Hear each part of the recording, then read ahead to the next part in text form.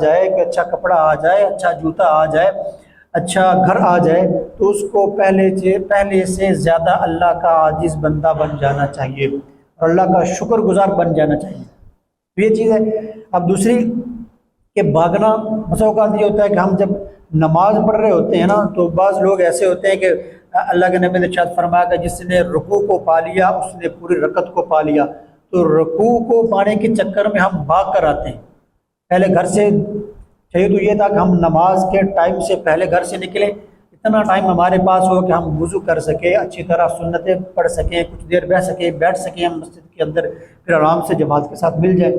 اگر ہم گھر سے ہی لیٹ نکلیں گے تو پھر بھاگنا پڑے گا. تو اللہ کے نبی نے بھاگنے سے منع فرمایا. ایک دفعہ حضور علیہ الصلوۃ والسلام جماعت کرا رہے تو ایک صحابی آئے، اس نے جلدی سے وضو کیا. وضو کرنے کے بعد جب اللہ کے نبی رکوع پر گیا تو وہ بھاگتا ہوا آیا. جب انسان بھاگتا ہے، اصل میں اللہ کے سامنے کھڑا ہونا ہے، عاجزی پیش کرنی ہے، تو صاف ظاہر ہے انسان کا سانس بھی بولا ہوا ہوگا. جب اللہ کے نبی نے سلام پھیرا تو فرمایا. اب یہاں دو باتیں ہیں. اب اللہ کے نبی کی جو نصیحت تھی دوسرے بندے کو سمجھانا، وہ بھی بڑا ایک عجیب طریقہ تھا. بڑے خوبصورت انداز میں، بڑے اچھے انداز میں آپ دوسروں کو نصیحت فرماتے. تو آپ نے سلام پھیرا تو فرمایا کہ یہ کون بھاگتا ہوا آیا تھا؟ تو وہ صحابی ڈر گئے کہ پتہ نہیں اب کیا ہو گیا. وہ صحابی کھڑے ہوئے فرمایا کہ یا رسول اللہ میں آیا تھا. تو آپ نے فرمایا اللہ تمہاری اس ہرس کو زیادہ بڑھا دے. یعنی یہ تمہاری ہرس تھی کہ تو پوری جماعت کو پا لے. لیکن پھر آپ نے فرمایا کہ بھاگتے ہوئے آنے سے اللہ نے منع فرمایا ہے کہ بھاگتے ہوئے مت آؤ.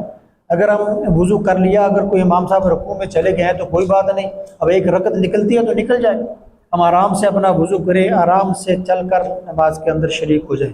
بھاگنا یہ صرف نہیں ہے.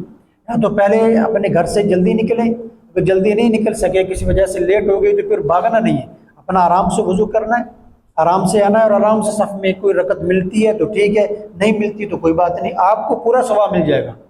ہم نے اپنی پوری کوشش کی ہے، ہم نے وضو بھی کر لیا، ہماری ایک رکعت نکل گئی، دو نکل گئی، تین نکل گئی، چار، کوئی بات نہیں، آخری تشہد میں بھی مل گئے، پھر بھی ہمیں اللہ پاک پوری نماز کا پورا ثواب دے دیں گی. ہمیں کیا ضرورت ہے بھاگنے کی؟ پھر کیا کریں، آہستہ سے آرام سے مسجد میں آئے اور آرام سے نماز میں مل جائے. تو یہ بات ہے. اور یہ صفت یمشون والی صفت اللہ کو یہ